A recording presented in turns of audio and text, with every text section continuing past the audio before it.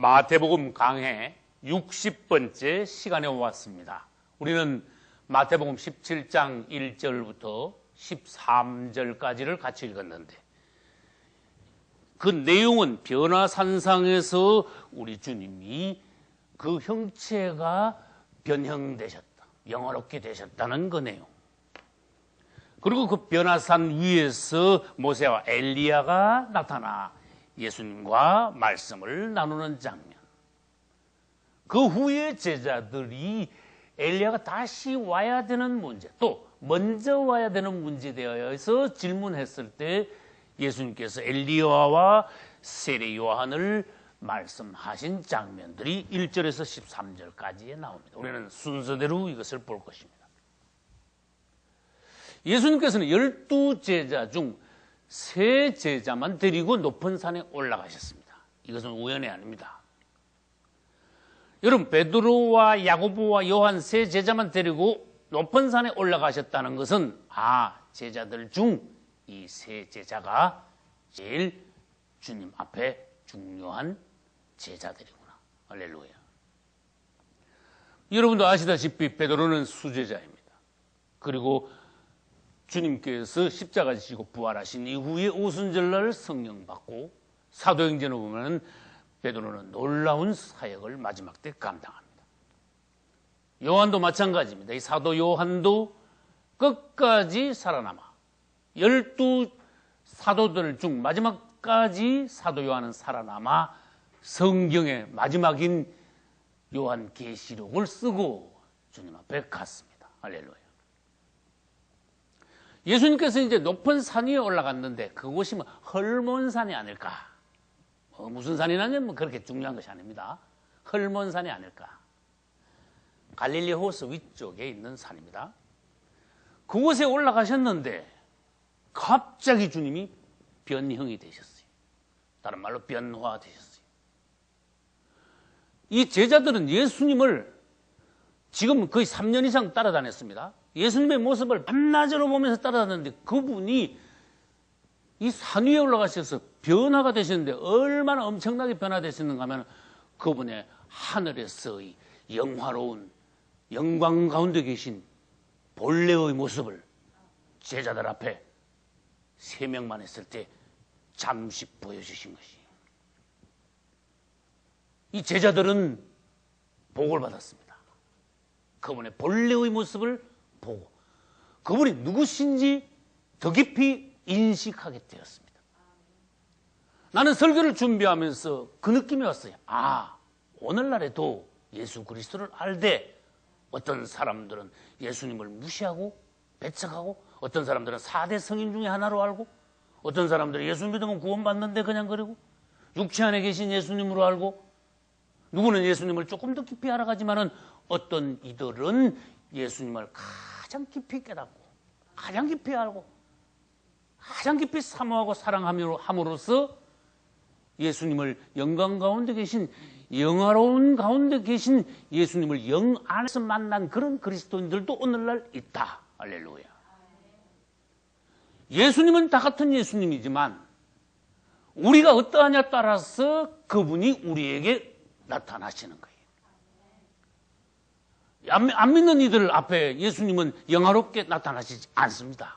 자신을 감추십니다. 맞지요? 평소에는 그분은 육체 안에 자기 자신을 감추셨어. 하나님의 아들이시면서도 하나님의 본체이면서도 신성의 모든 충만이 그분의 육체 안에 거하시는데도 그분은 사람들 앞에서 자신을 죄인의 모양으로 육신의 사람으로 감추셨어요. 그러나 사랑하는 제자들 앞에서 보십시오. 잠시 자신의 실체를 보이셨지 않습니까? 할렐루야. 여러분들에게도 이게 적응이 되어야 됩니다. 여러분이 그분을 깊이 사랑한다면 여러분들도 변화산상에서 영화롭게 되신 그분을 체험할 수 있다는 거예요. 오늘날 이 시대 이 땅에서도 그것이 우리들에게 축복. 여러분 말씀 듣다가 그분이 가장 뜨겁게 다가올 때가 있죠. 그분이 아주 사랑스러워질 때가 있죠. 그분의 비밀이 여러분들에게 드러남으로써 여러분이 영안에서 깊이 그분을 만날 때도 있죠. 사랑하게 될 때도 있죠. 놀라운 체험을 할 때가 있죠. 그 체험이 여러분 변화산상에서 제자들의 체험과 오늘날 비슷한 체험이 아니고 뭡니까? 다시 말합니다. 여러분이 그분을 깊이 사랑하면 말씀 중에, 기도 중에, 찬양 중에 그분은 자기 자신을 영화로우신 모습으로 여러분 앞에 보여주신다는 것이 놀라운 체험이에요. 그분을 사랑하시기를 예수 이름으로 축원합니다. 이분은 평소에는 자신을 감추셨다 그랬죠. 그것을 성경 구약에서는 성막에 비유하셨어요. 우리는 성막론에서 말씀을 많이 들었습니다. 성막은 멀리서 보면 그냥 일반 텐트 같다. 특히 성막의 제일 겉을 덮고 있는 그 가죽은 우중충하여 해달의 가죽인데 먼 데서 보면 그냥 흐름한 텐트다. 그러나 이것은 4겹으로 덮여 있는데 한 겹, 2겹 다 벗기고 그 안을 들여다봤을 때는 얼마나 놀라운가. 모두 다 금이다. 할렐루야. 금은 신성입니다. 하나님의 성분입니다. 하나님 자신입니다. 밖에서 봐서는 아무도 금을 발견할 수 없습니다.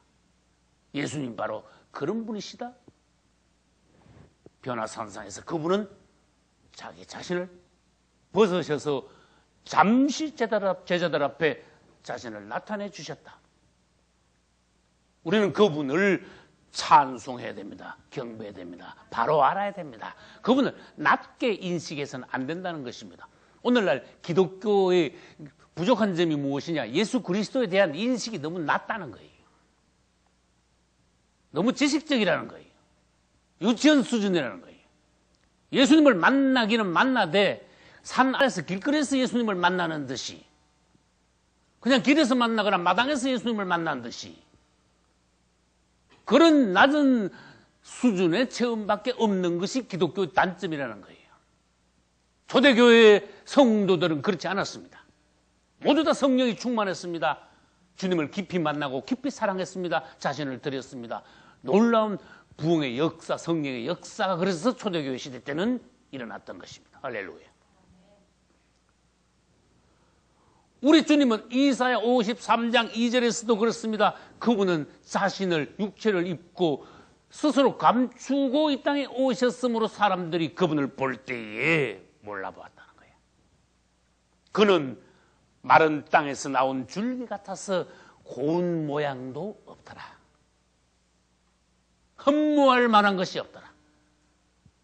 사람들에게 실어 버린 바가 되었다. 아무도 그를 존경하지 않았다. 그분은 너무나 초라한 모습으로 오셨었다. 그러나 우리가 그분을 사랑함으로써 그때부터 주님은 자기 자신을 한 불, 두 불 벗겨주시어 그분의 실체를 우리에게 보여주십니다. 말씀을 통해서, 영안에서, 기도 중에. 여러분, 기왕 주님을 믿게 되었으므로 깊이 들어가 주님의 놀라우신 변화산상에서의 그분의 본 모습을 여러분들이 체험하고 만나고, 그래서 여러분들이 그 신앙생활이 살아있는 뜨거운 신앙생활이 되기를 예수 이름으로 축원합니다. 그렇게 신앙생활 해야 돼요. 그게 살아있는 신앙생활이에요. 우리 예수님은 빌립보서 2장 6절로 7절에서도 또 이 부분에 대해서 강조를 하셨어요. 그는 근본 하나님의 본체시나 하나님과 동등됨으로 취할 것을 여기지 아니하시고 오히려 자기를 비어 종의 형체를 가져 사람의 모양으로 나타나셨다. 예수님은 근본 하나님의 본체셨다. 하나님 자신이셨다.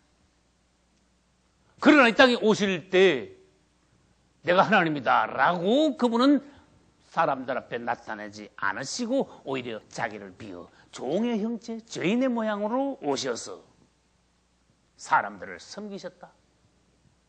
그분을 알아보는 열린 눈을 가진 자들만이 그분을 보게 되는 것이다. 수많은 사람들이 그분이 초라한 모습으로 죄인의 모양으로 종의 형체로 오셨으므로 보는 눈이 없는 자들은 그분 앞에 실족하였다. 여러분들은 예수, 그분을 바로 보시기 바랍니다. 할렐루야, 예수. 이제 주님은 육체를 입고 오셨다가 한번 벗으셨는데 왜 이런 일이 있었을까? 여기서 질문을 해줘야 돼. 본래의 그분을 나타내셨고 사랑하는 제자들이니까 그들에게는 보여주심으로써 그분을 더 확신하게 하셨고 그 다음에 비밀이 또 있어요. 원래 그분이 이란 분이신데 지금 몸을 입고 계시지만 앞으로 그분은 십자가를 통과하시고 부활 승천하시어 영화롭게 되실 분으로서 앞으로 장차 그런 모습으로 재림하실 것이다. 그리고 또 중요한 게 있어요. 믿는 이들도 그분의 영화로우신 몸과 같이 똑같이 될 날이 올 것이다. 할렐루야. 여러분, 그분은 육체를 입고 계실 때 자신을 감추고 계셨지 그것이 예수님의 실체가 아니지 않습니까? 그래서 예를 들어서 동물원에 가면은 애들 즐겁게 하기 위해서 사람들이 곰도 뒤집으시고, 맞죠? 호랑이도 뒤집으시고, 어린이들 오면 같이 장난치고 막 즐겁게 하죠. 그러나 누가 그게 곰 뒤집었었다고 진짜 곰인가? 누가 압니까? 곰이 아니라는 것을 압니다. 예수님이 이 땅에 육체를 입고 오셨지만 그분은 하나님이시다. 입고 계신 그것은 사람의 육체를 입고 계신 것이지 언젠가는 이 육체를 벗으셔서 그분의 본체는 원래 그분은 누구시냐? 영화로우신 영광 가운데 계신 그분이시다. 우리가 그분을 믿을 때 그분의 영이 우리에게 오셔서 낮은 우리의 몸도 언젠가는 완전히 변화시켜 우리와 그분이 똑같이 하나가 되게 하실 것이다. 할렐루야. 얼마나 놀랍습니까? 이제 우리는 예수님께서 영화롭게 되신 그 모습을 보여주셨고 그때 그 다음에 장차 그렇게 오실 것이고 우리도 그렇게 된다는 것을 마태복음 17장을 통해서 보여주셨다는 걸 알아야 됩니다. 그러면 예수님이 언제 어떻게 오실 때 우리는 우리의 몸이 영화롭게 되는가 그것에 대하여서 우리는 볼 필요가 있습니다. 사람이 예수 믿으면 어떻게 됩니까? 먼저 영이 거듭납니다. 처음에는 죄인으로서 죽었던 영이 예수 그리스도를 믿으면 영이 도로 살아납니다. 사람은 영과 혼과 육, 몸이 있는데 죄인이 된 이후에 사람들의 영은 죽어버렸습니다. 다시 말해서 기능을 하지 못하게 되었습니다. 하나님과 교통이 끊어졌습니다. 사람 안에 하나님을 담을 수 없게 되었습니다. 영이 죽었다는 거예요. 죄인은 혼과 몸만 남아 있습니다. 몸도 타락한 몸을 육이라고 말합니다. 그런데 어느 날 우리가 예수 그리스도를 믿으면 죽었던 우리 사람의 영이 되살아납니다. 할렐루야. 예수 그리스도를 믿으니 그분의 생명이 그분의 영이 우리 안에 들어옵니다. 어머니 아버지의 육체의 생명을 받아서 태어났던 우리가 한 번 더 하나님의 생명을 받아서 이번에는 사람의 아들이 아니라 하나님의 자녀로 다시 태어납니다. 이번에 받는 생명은 사람의 생명이 아니라 하나님의 영원한 생명입니다. 그 생명을 받으면 우리는 영원히 죽을 수 없습니다. 반드시 천국으로 가게 되는 그러한 생명, 하나님의 생명입니다. 영이 살아났으므로 그 이후부터 이 사람은 하나님과 교통이 시작됩니다. 그래서 한번 태어났다가 다시 하나님으로부터 다시 났죠. 그래서 다시 났다고 해서 거듭났다. 새 생명을 얻었다. 새 사람이 되었다. 먼저 예수 믿으면 영이 살아나고 그 다음에 이 사람은요 하나님의 영이 내 안에 오니까 그분이 내 안에서 역사를 하기 시작해요. 혼이 변화되기 시작해요. 혼은 곧 마음입니다. 생각과 감정과 의지가 우리 사람의 혼 안에 들어있습니다. 마음은 물질적으로 말하면 마음은 밭이고 생각은 씨앗과 같은 것입니다.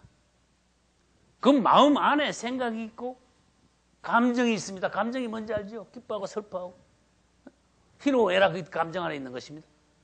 그 다음에 의지가 있습니다. 내가 이걸 하겠다 안 하겠다. 주장하는 것입니다. 예수를 믿겠다 안 믿겠다. 어떤 의지가 있어야 돼. 결단이 있어야 돼. 예수 믿을 때 의지가 발동하지 않으면 안 된다는 거예요.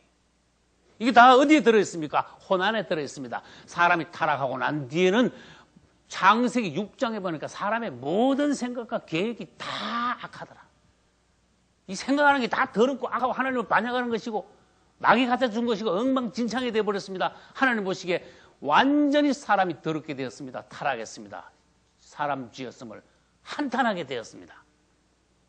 그런데 성령이 우리 안에 들어오시면 타락했던 마음, 생각, 감정, 의지가 순화되기 시작해. 변화되기 시작해. 생각도 악한 생각이나 더러운 생각이나 어두운 생각이 아니라 주님과 같은 생각으로 사람이 생각이 밝아집니다. 건전해집니다. 적극적이 됩니다. 감정도 의지도 조절이 됩니다. 마귀 앞에 약하던 옛날의 감정, 의지가 이제는 마귀 앞에 강하고 하나님 앞에 연한 의지가 됩니다. 감정도 뒤죽박죽하다가 남 따라 대다가 종잡을 수 없었던 감정이 이제는 주님 안에서 주님을 기뻐하게 되고, 할렐루야.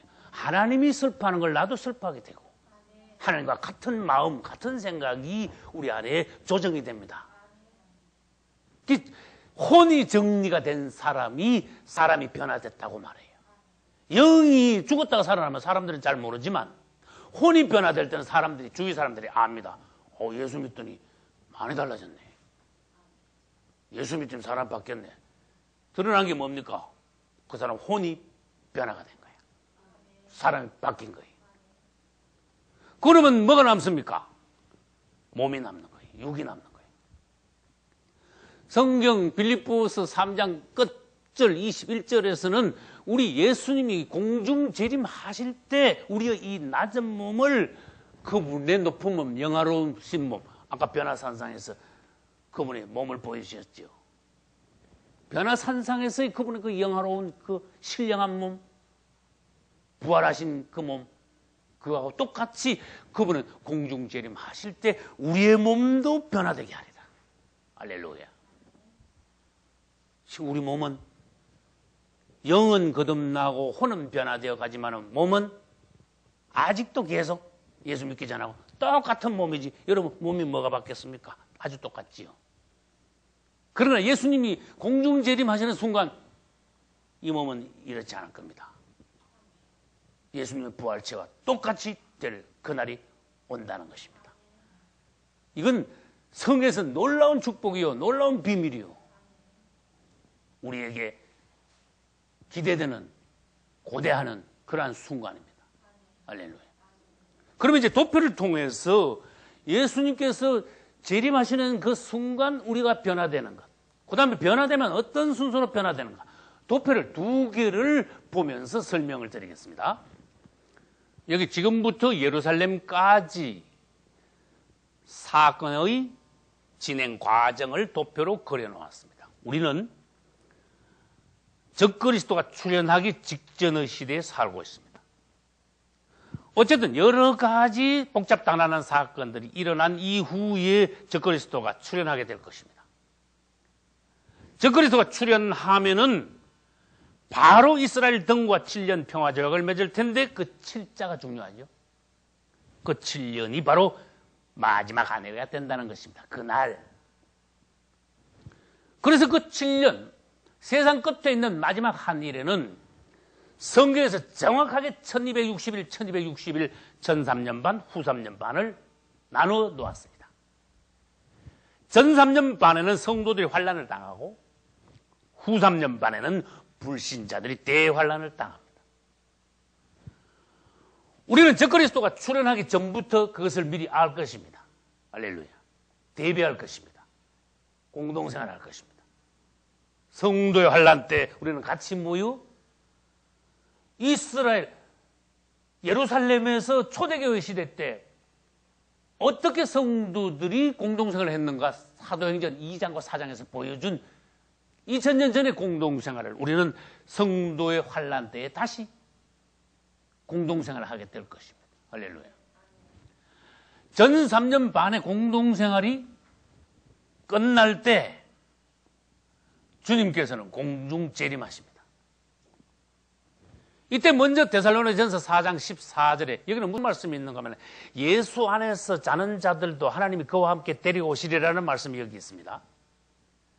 지금 예수 믿고 먼저 주님의 나라로 가 낙원에서 대기하고 있는 자들이 예수님이 공중 재림하실 때 데리고 오심으로써 땅에 있는 그들의 몸이 부활하여 우리보다 먼저 주님 앞에 들림받아 올라갑니다. 휴거되어 갑니다. 그 뒤에 우리도 어떻게 됩니까? 땅에 있는 우리도 성도의 환난을 다 통과하고 주님 앞에 합격받았지요.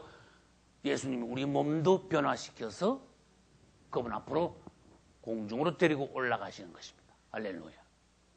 우리는 영이 살아났지요. 혼이 변화되었죠. 예수님 공중 재림하실 때 그 휴거의 그 순간이 뭡니까? 0.1초도 안 될 거야. 다 갑자기 변화되어서 우리의 몸이 예수님의 영원하신 몸과 똑같이 되어서 같은 성부님으로 예수님 앞에 들림받아 나갈 수 있습니다. 같은 성부님으로 그분과 우리는 혼인할 수 있습니다. 할렐루야. 그날을 고대합니다. 여러분 휴거되고 난 뒤에는 사실상은 뭡니까? 그 뒤엔 생각할 것도 없어. 사실 그래. 영원히 그분과 안 떠나고 그분 옆에 있게 되므로 사실상 휴거되고 난 뒤에는 생각할 것도 걱정할 것도 없는데 그 뒤에 사건들을 성경에서 적어 놓았으니 설명을 하지 않을 수가 없더라. 왜? 어떤 사람들은 휴거 못 되고 땅에 남아있는 자들도 많은 수가 있기 때문에 그것을 주님은 말씀하신 거예요. 어떤 모습으로 오셔서 어떻게 천년왕국을 주님께서 이루시고 예루살렘까지 들어가는 과정을 주님께서 적어 놓으셨으므로 우리는 성경을 연구하지 않을 수 없는 것입니다. 그러면 우리는 언제 변화된다고요? 성도의 환란이 끝나는 시점, 즉 전 3년 반이 끝나기 수개월 전에 예수님이 공중 재림하실 때 우리 땅에 있는 성도들은 갑자기 변화되어 그분의 영화로우신 분과 같이 되어 휴거된다는 것입니다. 할렐루야. 그러면 휴거의 순간 사람들은 어떤 모습으로 어떻게 변화돼 가지고 사람들이 그 혼과 영과 육은 어떤 변화의 과정을 거쳐서 예수님의 영화로운 몸과 같이 될까? 이 부분도 대단히 중요해요. 그래서 이것을 또한 도표로 다시 보기로 하겠습니다. 여기 성도의 변화라는 도표가 있습니다. 번호를 매긴다면 1번부터 시작하여 10번까지 나가게 됩니다. 이 하나님은 한 칸, 사람 여기 두 칸, 예수님에 해당되는 것은 하나, 둘, 셋, 넷, 네 칸. 그 다음에 마지막으로 성도들이 어떻게 변화되어 휴거되는가? 마지막 세 칸.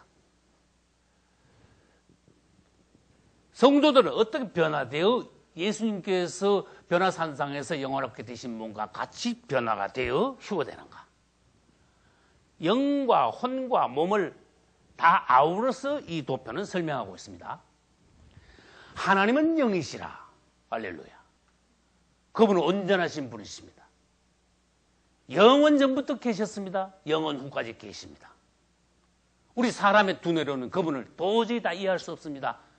그분은 놀라우신 분입니다. 성경에서 그분은 금으로 예표했습니다. 금이 뭔지 한번 연구를 해봐라 그 말이에요. 그리고 금 색깔이 하나님은. 그분은 이런 분이다 그 말이에요. 아주 온전한 분이 금이에요. 그분은 놀라우신 분이에요. 그분은 영이에요. 영원히 사시는 분이에요. 우주 만물을 창조하신 분이에요. 근데 그분이 어느 날 그분을 닮은 사람을 만드셨어요. 아담. 질문합니다. 하나님하고 아담하고 뭐가 다르고 뭐가 같고 뭐가 다릅니까? 우리 성경에서 알 수 있습니다. 창세기 1장에서 우리의 모양과 우리의 형상을 따라 사람을 만들자. 창세기 1장에. 모양은 하나님과 같대. 안팎으로. 근데 뭐가 다르냐? 하나님은 그냥 영이시고 놀라운 신성을 가지고 계셨지만 사람은 안팎으로 하나님과 같아요. 그 대신에 영과 혼과 몸 세 부분으로 구분이 되어 있어요. 하나님은 뭐밖에 없으시다? 하나님은 영이시다. 성경은 하나님은 영이시라고 그랬어요. 그 가운데 하나님의 신성은 우리 안에 없다 그 말이에요. 그분은 신성을 가지고 있어요. 사람은 하나님과 안팎으로 닮았으되 뭐가 틀립니까? 영혼 몸을 가지고 있었고 하나님의 신성은 창조되었을 때 사람에게 가지고 있지 않았었다. 그는 눈치를 빨리 채야 됩니다. 에덴 동산에 있는 생명나무 과실을 먹고 하나님의 신성이 우리 안에 들어와 하나님과 같이 영원히 살기를 원하셨구나. 그래서 에덴 동산 가운데 주님이 사람을 두신 거예요. 그 사람은 범죄했습니다. 하나님의 뜻을 저버렸습니다.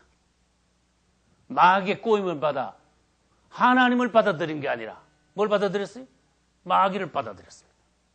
하나님의 생명이 사람에게 들어온 것이 아니라 사단의 생명이 사람에게 들어왔습니다. 여기 아담이 죄인이 되었는데 하나님의 뜻은 하나님이 그 노란색이 여기 들어와야 되는데 반대로 사단의 검은 것이 사람 속에 들어오게 됐어요. 이 검은 것은 사단이요 죄입니다. 아담은 죄인이 되었습니다. 창세기 3장에서 사람의 영은 죽어버렸고 혼은 완전히 타락했고 몸은 육이 되어버렸고 사람의 몸이 새까만 게 완전히 점령했죠. 사람의 몸이 마귀의 거주지가 됐다. 점령당했다. 죄인이 됐다. 그래서 하나님이 육체를 싫어하세요. 육체 안에 마귀가 들어왔기 때문에 주님 육체를 싫어하시요. 이 사람이 이제는 죄인이 되어 반드시 죽어야 될 운명입니다. 주님은 이 상황을 대단히 불쌍히 여기셨습니다. 어느 날 예수님이 오셨는데 할렐루야. 예수님이 얼마나 특이한가 하면요. 원래 하나님이신 그분이 하나님의 아들 사람을 입고 오실 때 그 안에는 하나님으로 충만하지만 겉으로 보기에는 아담과 똑같죠. 사람의 몸을 입고 이 땅에 오셨어요. 그러나 아담이 완전히 마귀에게 점령당하여 죄인이었지만 예수님은 그 안에 검은 부분이 있습니까 없습니까? 전혀 검은 색깔이 없어요. 죄인의 모양으로 오셨지만 죄는 없으시다. 노뱀의 형상으로 주님이 매달리셨지만 뱀의 독은 없으시다. 그거하고 마찬가지입니다. 예수님은 죄인들을 구원하시기 위하여 죄인의 모양으로 오셨습니다. 그러나 그분 안에는 하나님의 신성으로 충만합니다. 노란색. 그분의 혼과 몸은 깨끗합니다. 검은색이 전혀 없습니다. 그렇지만 그분은 사람들의 죄를 뒤집어 써버렸습니다. 그렇게 말씀하십니다. 하나님께서는 우리 죄를 그에게 담당시키셨다. 보라, 세상 죄를 지고 가는 하나님의 어린 양이로다. 자기 죄가 아니라 인류의 죄를 뒤집어 써서 그분은 속은 하나님이시지만 겉으로 보기에는 죄인이 되셨어요. 그래서 어린 양 예수. 죄를 뒤집어 쓴 예수. 이 검은 부분은 한 사람, 두 사람의 죄가 아닙니다. 모든 인류의 아담 이후로 역대의 모든 죄를 다 뒤집어 쓰신 것입니다. 주님은 이 죄를 뒤집어 쓰시고 어디로 가셨습니까? 십자가로 가셔서 모든 인류의 죄를 십자가에다 못을 박았어요. 그분의 육체의 모든 인류의 죄를 뒤집어 쓰셔서 그분의 육체와 모든 인류의 죄를 같이 짊어지고 십자가로 가셔서 십자가에 못을 박았습니다. 자기 자신만 못 박은 것이 아니라 죄를 못 박으셨습니다. 사단을 못 박으셨습니다. 주님을 찬양합니다. 예수님은 인류의 죄를 덮어 쓰셔서 어린 양으로서 죄 있는 모양이 되셔 십자가로 가셨습니다. 그런데 이 어린 양 예수님, 죄를 짊어지신 예수님이 십자가를 지심으로써, 십자가에 죽으심으로 무슨 변화가 일어났는가? 우리는 그걸 알아야 됩니다. 그분은 죄인의 모양으로 오셔서 십자가에 죽으심으로 자기의 육체를 찢으셨습니다. 이때 주님은 십자가에서 사람의 육신의 모양으로 오셨지요. 육신을 벗으신 것입니다. 할렐루야. 죽으심으로 육체를 벗으셨다. 그러니까 십자가는 예수님께서 죽으셨을 뿐만 아니라 사람의 육체를 입고 오신 것을 벗으신 곳이 십자가입니다. 그 다음에 3일 만에 부활하셨지요. 부활을 통하여 그분은 처음 오신 예수님의 모양, 어린 양 예수님의 모양과 달리 전체가, 영혼, 몸 전체가 하나님과 똑같이 영화롭게 되신 것이, 그분은 십자가에서 육신을 벗으셨다. 그분은 부활하심으로써 영화롭게 되셨다. 할렐루야. 우리가 예수 그리스도를 영접할 때 그분의 부활의 영을 우리 안에 받아 새 생명을 얻게 되는 것이다. 이것이 바로 거듭납니다. 그 이후에 우리는 계속하여 변화될 때에 주님이 공중 재림하실 때 온전히 우리 몸까지도 그분의 영화로우신 몸과 같이 변화되어 휴거될 수 있는 것이다. 할렐루야. 죄가 도말되셨어요. 예수의 피로. 그런데 죄는 여기 갖다가 못을 박아 집어 던지고 엄부에다 집어 던져놓고 그분은 3일 만에 다시 올라오셨어요. 부활하셨어요. 주님을 찬양합니다. 여러분이 주의하실 것은 예수님의 이 그림과 이 4번이에요. 그 다음에 7번 예수님이 부활하실 때의 그림, 이걸 비교를 해보시기 바랍니다. 이 도표가 중요한 거예요. 예수님은 육체를 입고 2000년 전에 오셨을 때 그 안에 하나님 충만하셨고 혼과 몸을 가지고 계셨는데 죄 없는 혼과 몸을 가지고 계셨어요. 그러나 그분이 십자가로 가셨다가 부활하실 때는 영화롭게 되셨어요. 이때 예수님의 몸이, 예수님의 형체가 사실은 마태복음 17장의 변화산상에서 이분의 모습이에요. 평소에 제자들과 같이 계실 때는 4번의 예수님, 부활하신 예수님은 7번의 예수님, 영화롭게 되신 예수님. 하나님과 부활하신 예수님을 비교해 보시기 바랍니다. 이것도 중요한 거예요. 하나님하고 똑같이 되셨잖아. 그 대신에 뭐예요? 영과 혼과 몸을 다 가지고 계시는 예수님. 그래서 우리는 예수님을 연구하면 연구할수록 그분에 대해서 놀랍다는 것만 알게 되는 거예요. 놀라우신 주님. 아무리 우리가 깊이 연구해도 정말로 그분은 그 깊이를 우리가 다 알 수 없다. 우리 예수님은 원래 하나님이셨지만은 죄인을 입고 오셔서 부활하신 후에는 이제는 영으로서만 예수님이 아니라 혼과 몸을 다 가지고 계신. 이것은 뭘 말하는가 하면은 하나님이 아담을 창조하실 때의 목적이 사실은 이루어진 거예요. 할렐루야. 아담이 여러분 보세요. 하나님과 똑같이 노란기 전체적으로 다 덮으면 어떻게 됩니까? 예수님 부활한 거하고 같이 되는 거예요.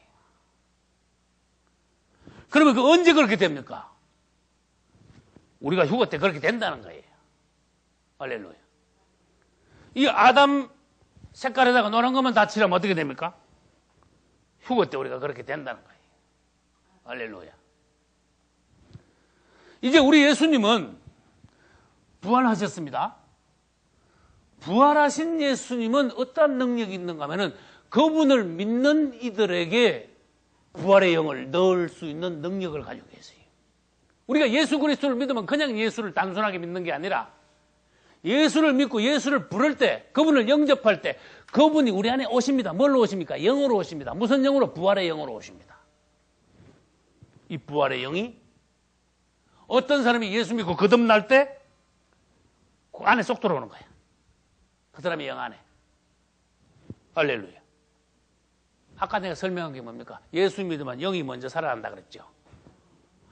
이 죄인하고 거듭남하고 요 비교를 해보세요. 요거 비교해보세요. 일반 안 믿는 사람들 모습이 죄인이야, 지금. 세상 사람들. 그 사람들이 예수 믿으면 어떻게 돼요? 그 사람들 안에 주님의 부활의, 주님의 생명이 쏙 들어와. 영이 살아나. 곧 거듭난다 그래. 할렐루야. 역사가 그 사람 안에 일어나기 시작했어요. 주님이 그 사람 안에 들어오면은 이 사람이 이제부터 변화가 일어나기 시작합니다. 그래서 성도의 변화예요. 주님은 어떤 사람이 영접을 하여 어떤 사람 영 안에 들어오면 가만히 안 계십니다. 일하십니다. 역사하십니다. 점점 이것이 어떻게 됩니까? 확장이 됩니다. 그래서 계속하여 은혜를 받을 때 이 사람은 이제는 점점 부활하신 주님을 점점 닮아가는 거예요. 작은 예수로서 사람이 자꾸 변화되어 가는 거예요. 근데 예수 믿고 세월이 안만 지나도 변화 안 되는 건 그 사람 문제 있어요.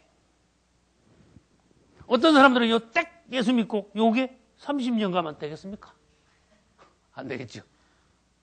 요게 30년 가면 안 되는. 어떻게 돼야 돼? 요렇게 변화가 돼야 돼.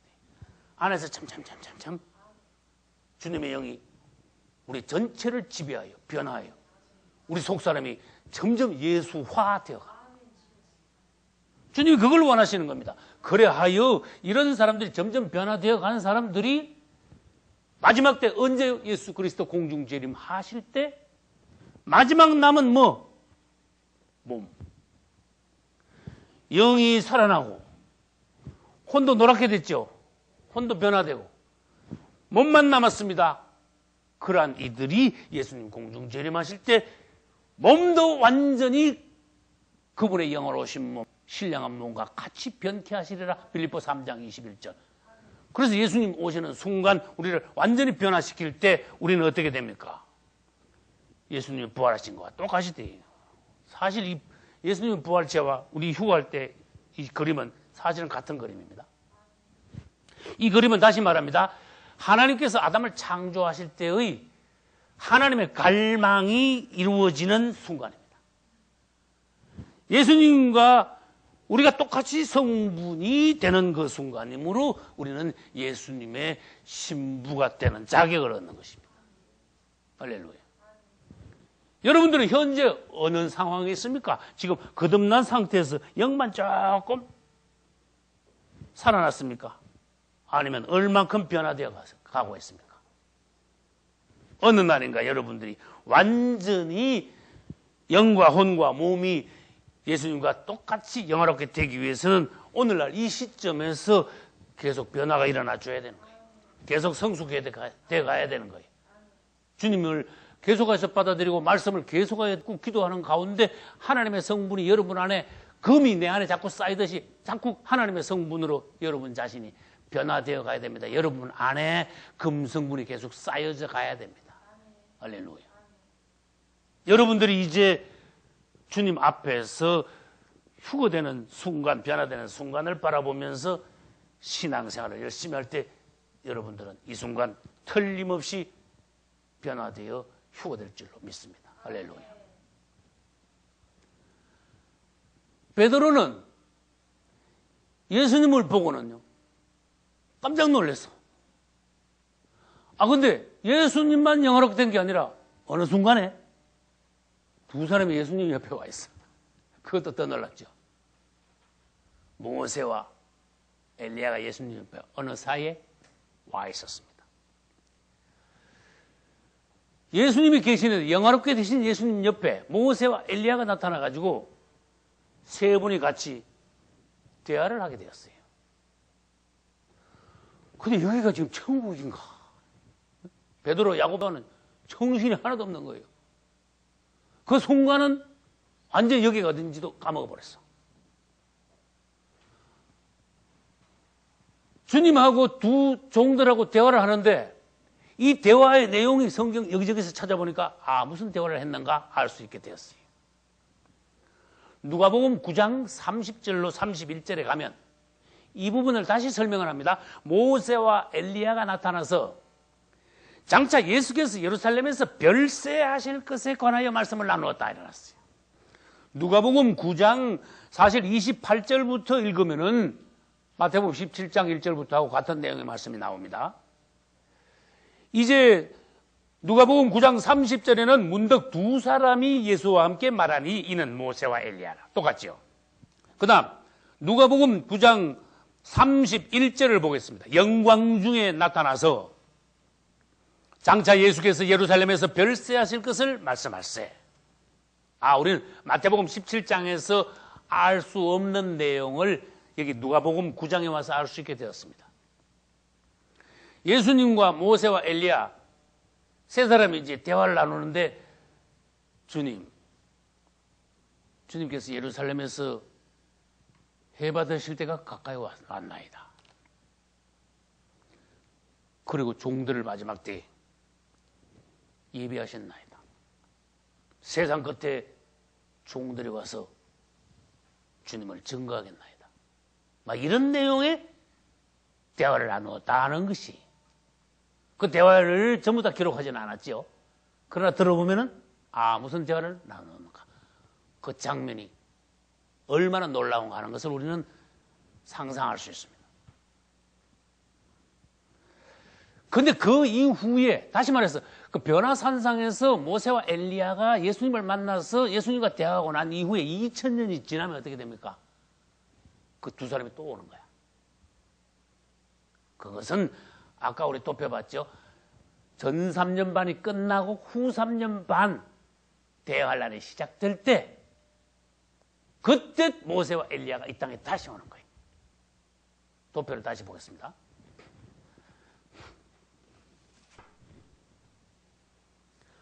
성도들은 예수님이 공중재림하실 때 변화되어 휴거되었고, 그 다음 후 3년 반에 대환란이 시작될 때, 이것은 1260일입니다. 여기 날짜도 있습니다. 후 3년 반 대환란은 42개월 1260일이며 한때, 두때, 반때로 나누어지고, 이 후 3년 반 대환란 때 다섯째, 여섯째, 일곱째 나팔이 불려집니다. 다섯째 나팔은 첫째 화라고 하며, 여섯째 나팔은 둘째 화라고 하며, 일곱째 나팔은 셋째 화라고 하며, 일곱째 나팔 안에는 일곱 대접이 포함되어 있습니다. 이 후 3년 반 대환란이 시작될 때 이 시점에서 누가 다시 나타납니까? 모세와 엘리야가 이 땅에 다시 옵니다. 그 이름은 두 증인, 두 감람나무, 두 조태. 원어에 보면은 두 기름의 아들 일어났어요. 이들이 실제로 몸을 입고 살아나서 이 땅에 와 마지막으로 하나님의 능력과 권세를 가지고 예언을 합니다. 그 다음에 이 땅을 막 능력을 막 내리칩니다. 왜? 이제 성도들은 휴거되고 뭐만 남았어요? 불신자들만 남았으니까 땅을 막 심판하는 거예요. 막 내리치는 거예요. 그때 수천 년 전에 모세가 애굽에서 했던 기적이 다시 일어나고, 엘리야가 수천 년 전에 북이스라엘에서 행했던 비 오지 않는 기적이 다시 이 땅에 일어나는 거예요. 그렇게 다시 설명을 합니다. 후 3년 반은 지옥이야. 그 중에 마귀가 일으키는 거, 하나님께서 직접적으로 이 땅을 천재지변으로 벌 주시는 거, 적그리스도가 사람을 막 무자비하게 죽이는 거, 그 다음에 적그리스도의 2억의 군대가 동방에서 예루살렘까지 오면서 사람들을 보는 대로 다 죽이는 거, 거기에다가 또 무슨 난리까지 있습니까? 모세와 엘리야가 와가지고 이 땅을 막 내리치는데, 모세는 땅에 있는 물이 다 피가 되게 해버리고, 엘리야는 3년 반 동안 또 비가 내리지 않게 하는 거예요. 여러분, 엘리야에 의해서 후 3년 반 대환란 때 비가 이 땅에 안 내립니다. 이야, 3년 반 비가 안 내리면 상상을 해보세요. 무슨 일이 벌어지겠는가? 그게 요한계시록 11장에 자세히 기록해놨어요. 그래서 사람들이 미워하겠죠. 이들이 마지막 때 나타나서 사실 하는 일은 이 땅을 내리치기도 하지만은 이스라엘 남은 자들을 그들이 지도할 것입니다. 남은 자들에게 특별히 예언할 것입니다. 그들이 예수께로 돌아오도록 종의 사역을 모세와 엘리야가 감당할 것입니다. 할렐루야. 다시 말합니다. 변화산상에서 예수님과 만나 대화하던 모세와 엘리야는 그 이후 2000년이 지나 이제 앞으로 얼마 안 남았어요. 예수님 앞에 나타나서 후 3년 반 1260일 동안 사역하더라. 그러다가 그들은 사역이 끝나고 사명이 다 했으니까 세례 요한도 사명이 다 하면 갔지요. 하나님 불러가셨죠. 이들도 사역이 끝나자 적그리스도와 전쟁해가지고 져버려요. 죽임을 당해요. 사흘 반 동안 땅에 버려졌다가 주님께서 사람들이 보는 가운데 모세와 엘리야를 또 다시 살리십니다. 할렐루야.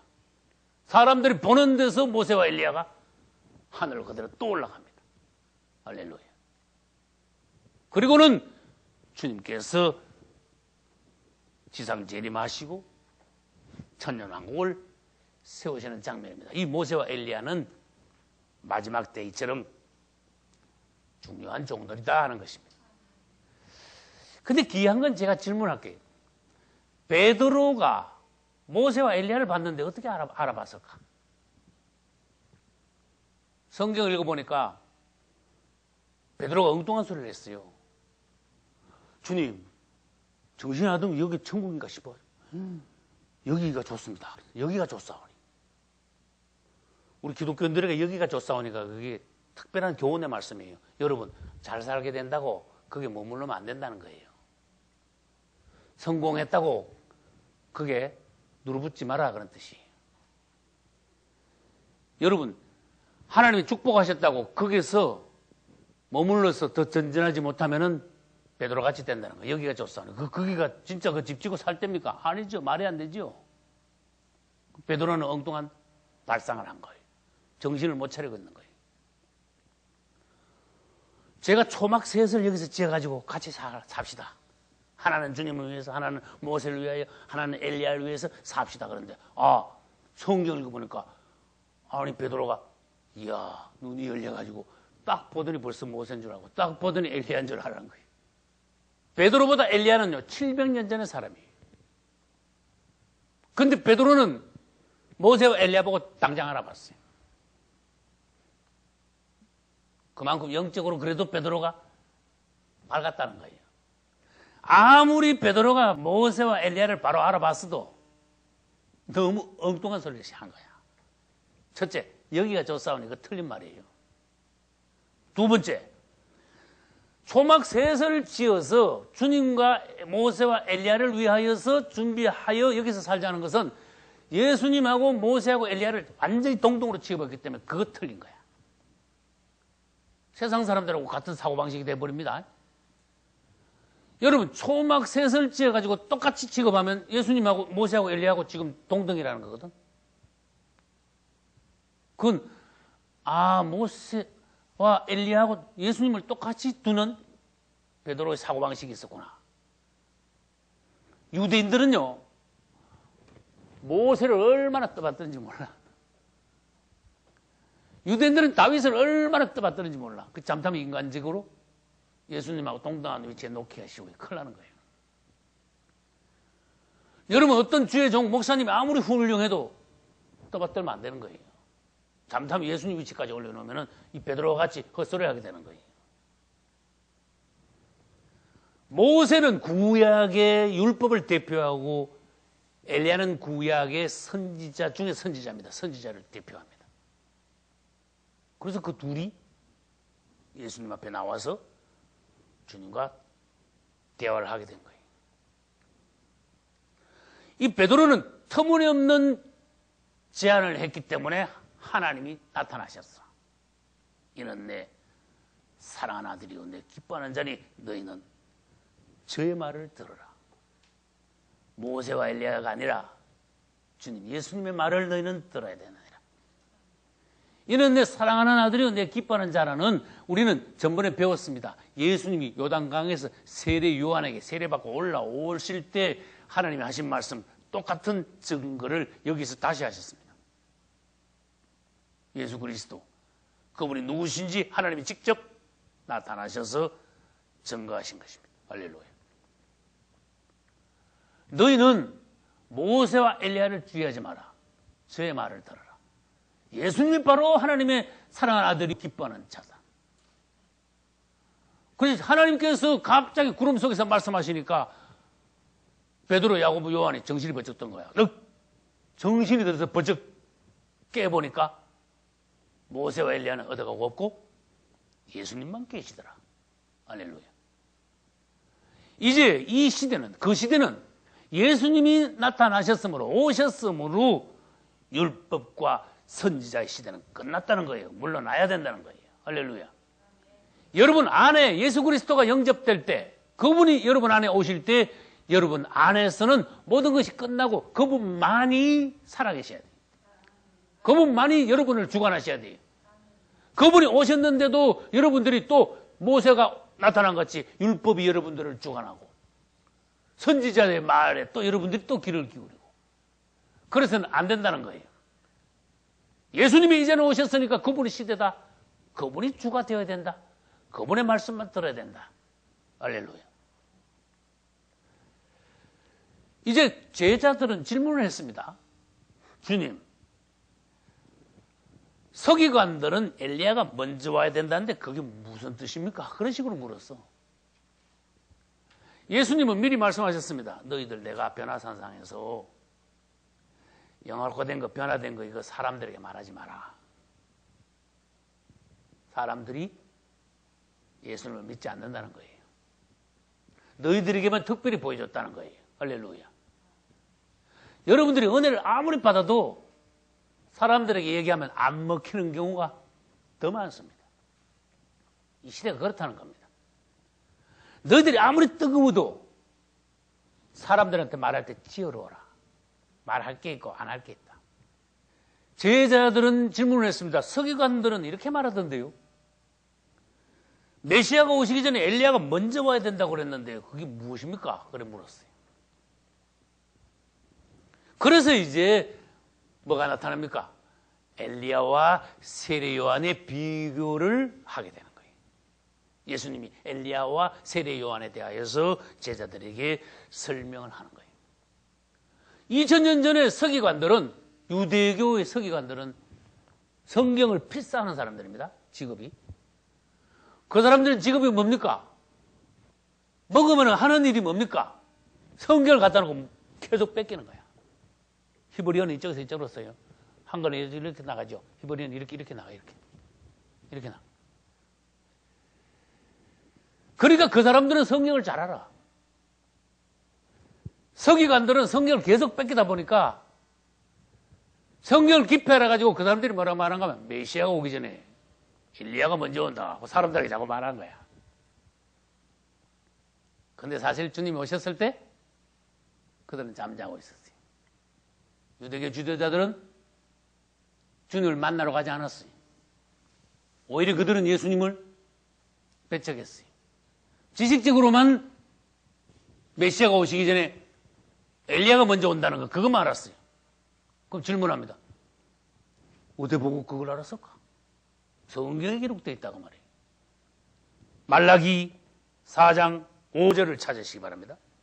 보라, 여호와의 크고 두려운 날이 이르기 전에 내가 선지 엘리야를 너희에게 보내리라. 이때는 먼저 자가 사실에 들어가야 돼요. 여호와의 크고 두려운 날은 사실은 무엇인가 하면은 대환란을 말해요. 주님의 오심을 말해요. 내가 먼저 선지 엘리야를 보내라. 그러니까 서기관들은 뭘 인식했는가 하면은 메시아가 오시기 전에 어쨌든 엘리야가 다시 오는구나. 먼저 오는구나. 요거 하나는 인식한 거야. 구체적인 건 잘 모르겠고. 그래서 제자들이 서기관들이 하는 말을 듣고 예수님께 질문을 했습니다. 주님이 오시기 전에 엘리야가 먼저 온다는데요. 어떻게 되었습니까? 그런데 벌써 우리는 지금 마태복음 17장을 하고 있는데 마태복음 11장에서 이 문제를 다루었는데 여러분들이 잊어버려서 그래요. 마태복음 11장에서 세례요한이 등장합니다. 헤롯 왕에게 지적하다가 죄를 지적하다가 감옥에 들어갑니다. 헤롯 왕은 그 잔칫날 세례요한을 목잘로 보냅니다. 그 전에 세례요한은 예수입니까? 우리가 다른 사람 기다려야 됩니까? 나 감옥에서 안 꺼내줍니까? 예수님을 자극을 했습니다. 그 전후하여 예수님께서는 성경 사복음서에서 보면은 여러 차례 세례 요한에 관하여서 언급을 하시면서 그때 세례 요한에게 대하여 주님이 말씀하시기를 너희가 엘리야가 먼저 와야 된다는 말을 들었느냐? 너희가 즐겨 받을진데 오리라 한 엘리야가 바로 이 사람이다. 주님이 그러셨어요. 성경에서 엘리야가 오리라고 했지 않느냐? 세례 요한이 바로 엘리야야. 주님이 그러셨어요. 그것은 어디 나옵니까? 마태복음 11장 14절. 그래서 우리는 벌써 세례 요한은 엘리야다는 것을 알고 있습니다. 엘리야의 심령과 능력을 받아가지고 세례 요한이 왔다는 거예요. 그런데 예수님은 오늘 마태복음 17장에서 뭐라고 그랬어요? 오리라 한 엘리야가 사실 왔다. 그러나 사람들이 몰라보고 세례 요한 엘리야인데도 임의로 대우했다. 그를 몰라보고 마구 대했다 그 말이에요. 알아주지 않았다 이거예요. 하나님이 보내신 종임을 알고 그를 존중하지 않았다 그 말이에요. 특히 유대교 지도자들은 세례 요한을 미친 사람 취급했다 그 말이에요. 그를 배척했다. 그래서 우리는 이 세례 요한과 엘리야를 주님께서 비교해 하시는데 그에 대하여서 역사적으로 성경에서 엘리야는 3번이 나옵니다. 첫 번째 엘리야는 구약시대 때 옵니다. 열왕기상 8장에서 북이스라엘 왕국의 아방은 최대로 악한 왕입니다. 그 부인도 최고로 악한 여자 이세벨입니다. 이 두 왕과 왕비가 합작하여서 하나님의 왕국인 이스라엘을 우상의 나라로 만들어버립니다. 특히 여자 이세벨은 하나님의 종들을 수없이 죽였습니다. 그때 누가 나타났습니까? 강력한 종이 필요합니다. 하나님이 그때 엘리야를 보낸 거예요. 이때 엘리야 같은 종이 아니면 상황을 수습하지 못합니다. 여러분 종들이 시대마다 그 성격이 필요하다는 걸 알아야 돼요. 어떤 종은 사무엘 같은 종, 어떤 종은 다니엘 같은 종, 어떤 종은 바울이나 베드로 같은 종. 여기서 누가 필요해요? 엘리야 같은 종이 강력한 종이 나와줘야 돼요. 1대 850으로 해가지고 이겼습니다. 할렐루야. 엘리야는 이겨 바알과 아세라 제사장 850명을 시내까지 가서 한꺼번에 다 죽여버렸습니다. 이스라엘에서 우상을 완전히 도말시켜버렸습니다. 그런 강력한 심령을 가진 능력을 가진 종들이 그 시대에 필요했기 때문에 하나님은 엘리야를 보내서 이스라엘을 정리한 겁니다. 백성들을 하나님 앞에 정신 차리고 돌아오게 한 겁니다. 갈멜산에서 불이 내려오게 함으로써 강력한 종, 능력의 종을 통해서 여호와 하나님의 살아계심을 백성들 앞에 보여줬습니다. 할렐루야. 그러니까 백성들이 정신을 번쩍 차리고 하나님께 돌아왔지요. 그 다음에 우상 숭배하던 우상을 가르치던 제사장들은 850명이 그날 당일날 한꺼번에 다 죽임을 당했죠. 그러한 종이 앞으로도 필요하기 때문에 주님은요 강력한 엘리야의 심령과 능력을 가진 종을 또다시 보냈습니다. 언제 보냈습니까? 지금부터 2000년 전에 보내신 거예요. 할렐루야. 2000년 전에 세례 요한은 주님께서 이미 예비하신 종입니다.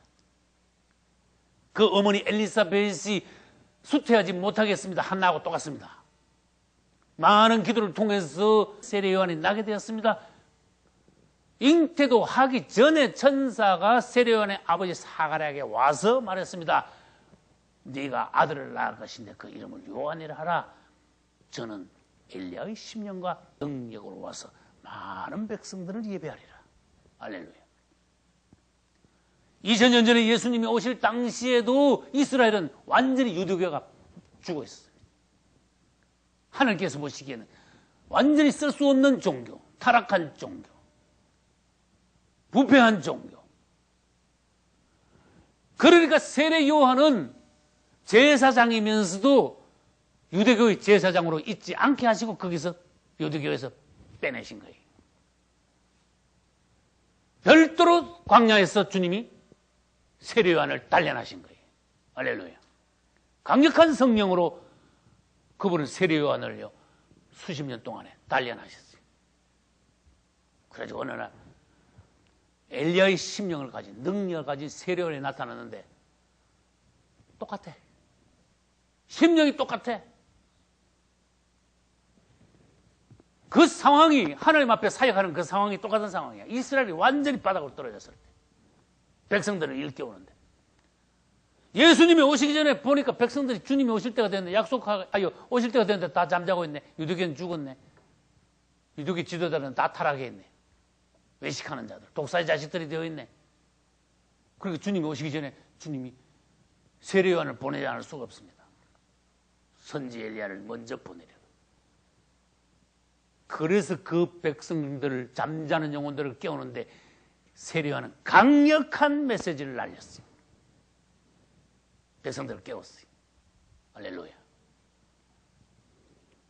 저는 개인적으로 예수님 재림하시기 전에 세례 요한이 또 나타나서 2000년 전에 초림 예수님 때 사람들을 깨웠던 것처럼 재림 예수 때 세례 요한하고 똑같은 영의 종이 등장하여 잠자는 영혼들을 깨우리라고 확신합니다. 할렐루야. 열왕기상 8장에서 엘리야가 나타났죠. 그 다음에 신약이 열리면서 마태복음에서 앞에서 벌써 세례 요한이 나타났죠. 그런데 마지막 때 가면은 엘리야가 또 나타난다 그랬어요. 그게 엘리야가 3번 나타난 거예요. 열왕기상에서 엘리야가 첫 번째 나타났고 마태복음 3장에서 엘리야가 세례 요한으로 2번째 나타났고 그 다음에 후 3년 반에 가면은 엘리야가 3번째 나타납니다. 그때는 모세하고 같이 나타납니다. 두 정인 중 하나, 두 촛대 중 하나로 나타나서 수천 년 전에 북이스라엘 왕국을 치던 그러한 능력으로 게을란 때 이 땅을 치게 될 것입니다. 하나님의 심판을 선포하고 실세하게 될 것입니다. 그래서 이 3번의 엘리야를 통하여서 하나님께서는 그분의 역사를 이루십니다. 아, 어떤 종이 마지막 때 필요한가? 오늘날 우리에게도 또 보여주고 계십니다. 할렐루야. 여러분들이 시대가 지금 어느 시점인지 아시고 백성들의 상황이 어떤가 여러분 아셔야 되고 어떤 종이 필요한가 아셔야 되고 무엇을 기도해야 되는가 아셔야 되고 특히 기독교의 상황이 2000년 전 유대교의 상황과 어떻게 얼마나 닮았는가 눈이 열려서 보셔야 되고 할렐루야. 여러분들 자신도 점검해야 되고 하나님께서 여러분들을 어떻게 쓰실 건가 그것도 여러분들이 기도하여 사명을 받아야 되고 할렐루야. 여러분들의 신앙이 승리하시고 모두 다 여러분 천년왕국에 들어가시고 세르살렘 성에 들어가시기에 부족함이 없는 여러분 되시기를 예수 이름으로 축원합니다.